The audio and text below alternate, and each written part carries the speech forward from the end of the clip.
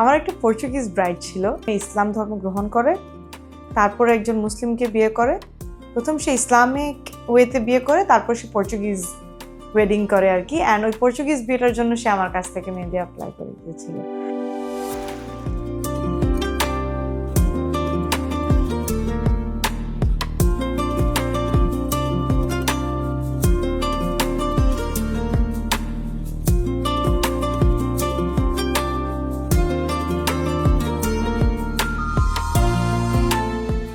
Hi everyone, আমার নাম হচ্ছে সালমা অ্যান্ড আমি গত 2-2.5 বছর ধরে পর্তুগাল আছি আমার ফ্যামিলি সহ।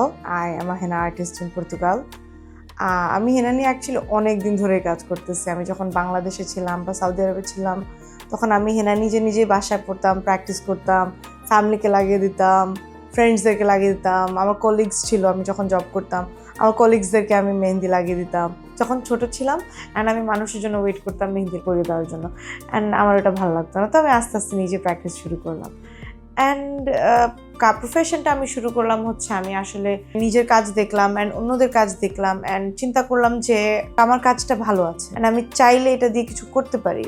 অ্যান্ড পর্তুগালে আসার পর আই থট যে maybe I can do this as a profession, because এটা আমি খুব বেশি এনজয় করি। বিকজ আই ফিল লাইক এখানে আমাকে ফোর্সফুলি যাওয়া লাগে না, আমি এটা খুব খুশি যাই। আমার যখন একটা ক্লায়েন্ট আসে আমার কাছে খুবই বেশি ভালো লাগে। And I really enjoy talking with the clients and doing the henna and everything is so much fun.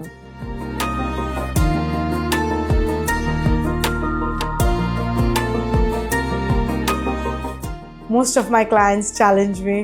They will give me so difficult or complicated arts that I have to challenge myself. I have to learn further, and I think I am so much better than I was 2.5 years ago. আমার অনেক country থেকে clients আসছে, maximum আর Indians, Pakistani, but সেগুলো হচ্ছে bridal. আমার normal যে ক্লায়েন্টসগুলো থাকে সেগুলো পর্তুগিজও হয়, পাকিস্তানি হয়, বাংলাদেশিও হয়, ইজিপ্টের থেকে আসছে, Moroccan, and I had French clients. So there are clients from a lot of parts of the world. অনেক জায়গা থেকে actually clients আসে।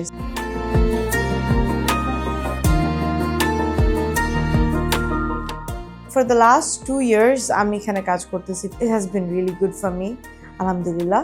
আমি usually bridals করি, even non-bridals. There are corporate events, there are festive events. এগুলো সবগুলো more or less আমার করা হয়।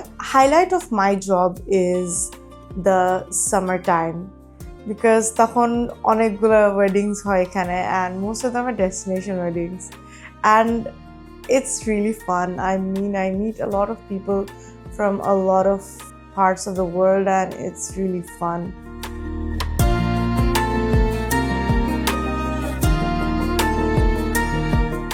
এবছরের সবচেয়ে ডিফিকাল্ট ব্রাইডাল ছিল হচ্ছে আমার একটা ক্লায়েন্ট পোর্তোতে।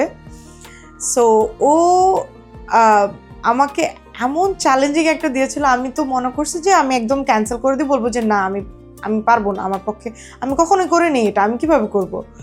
বাট পরে আমি ট্রাই করলাম, চিন্তা করলাম, আমি ওকে বললাম যে আমি প্র্যাকটিস করে দেখি, প্র্যাকটিস করে যদি তোমার পছন্দ হয় তাহলে তুমি নাও, আমাকে হায়ার করবো, আর না হলে না। সো এটা ছিল প্র্যাকটিস।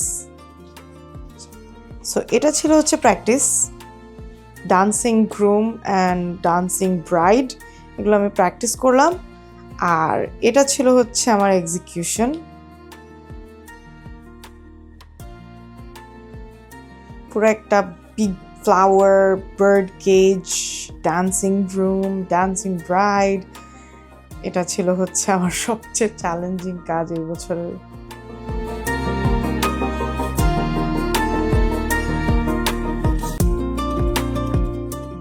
আমাদের সামারের সময় ক্লায়েন্টস বেশি থাকে অ্যান্ড ঈদের সময়, স্পেশালি রোজার ঈদে। সো এই দুইটা সিজন আমার জন্য যথেষ্ট গুড, বাট আমার overall through out the year clients থাকে। আমার মোস্টলি ইভেন্টসগুলো আমার অ্যাকচুয়ালি অনেক আগে থেকেই বুকিং স্টার্ট হয়ে যায়, যেমন কি আমার নেক্সট ইয়ারের বুকিংসগুলো অলরেডি এখন থেকে স্টার্ট হয়ে গিয়েছে। সো এভাবে দেখা গেছে যে আমি কাজগুলো ওই থ্রু আউট দ্য মান্থ আমি একটু স্প্রেড করে থাকি যাতে আমার কাজগুলো ওভারল্যাপ না হয়। আমি চেষ্টা করি আর কি ওভাবেই কাজ নিতে, যেন ওভারল্যাপ না হয়, বা আমি এই ইভেন্টে যেতে পারলাম অন্যটাতে যেতে পারিনি, এরকম যেতে না হয়। সো এভাবে আর কি কাজগুলো নেওয়া।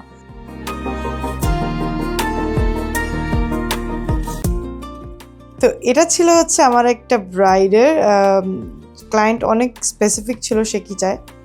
সে সবার আগে বলতেছিল যে সিনথ্রা স্কাইলাইন চায়, যেটা কিনা আমার জন্য কোয়াইট ইম্পসিবল। আমি কই থেকে পাবো, এটা তো খুঁজে পাওয়া যায় না ইজিলি। তারপরে আমি কোনো রকম করে যে ফেমাস ল্যান্ডমার্কগুলো সিনথ্রা, সেগুলো রিসার্চ করে আমি কিছু টুকিটাকি ড্রয়িং করলাম, ব্রাইডকে দেখালাম, সে অনেক খুশি হলো। পরে এটা ছিল হচ্ছে আউটকাম। এটা হচ্ছে সিনথ্রা স্কাইলাইনটা, তাদের লোগো দরকার ছিল, অ্যান্ড একটা গ্রুম, পাগড়ি পরা গ্রুম, তাকে ড্রয়িং করতে হবে তার জন্য। অ্যান্ড অন্য হাতে এলিফ্যান্ট, চায়ের cup, coffee cup mainly, and একটা ব্রাইড।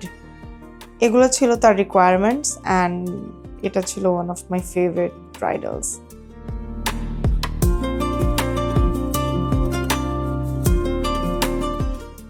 আমার একটা পর্তুগিজ ব্রাইড ছিল, ইসলাম ধর্ম গ্রহণ করে, তারপর একজন মুসলিমকে বিয়ে করে। প্রথম সে ইসলামিক ওয়েতে বিয়ে করে, তারপর সে পর্তুগিজ ওয়েডিং করে আর কি। অ্যান্ড ওই পর্তুগিজ বিয়েটার জন্য সে আমার কাছ থেকে মেহেদি অ্যাপ্লাই করে দিয়েছিল। আমার স্টোরিটা খুবই ভালো লাগলো, ওর সাথে যখন এগুলো নিয়ে কথা বললাম অনেক মজা লাগছিল আর কি।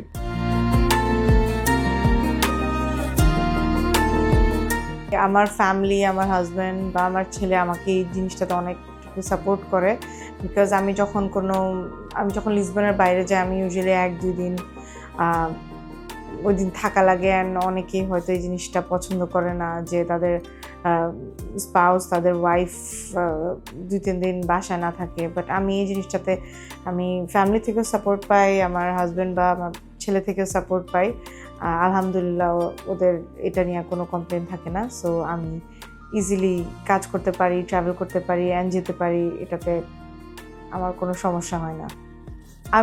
আমার ইচ্ছা আছে পুরো ইউরোপ জুড়ে কাজ করা, অ্যান্ড অলসো আমি চাই যে ইন্টারন্যাশনালি কাজ করতে।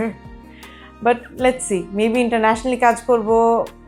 আমার রিসেন্ট একটা কাজ আছে, বাট দ্যাটস মোর লাইক ফ্রেন্ডের মধ্যে, বাট ইয়া, ওইটা ইন্টারন্যাশনালি হবে। সো লেটস সি, ইনশাআল্লাহ।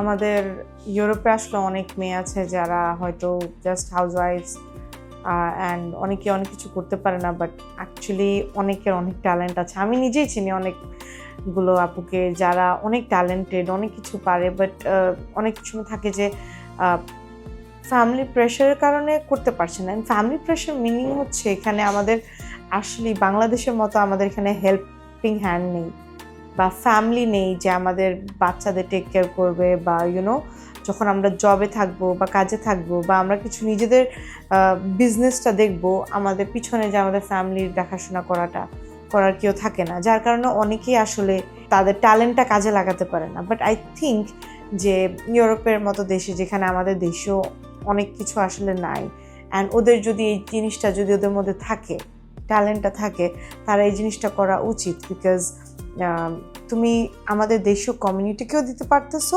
বাংলাদেশি জিনিস বা সাউথ এশিয়ান কালচারটা, অ্যান্ড তুমি ইভেন তোমার ট্যালেন্টটা অনেক মানুষের সাথে শেয়ার করতে পারবে।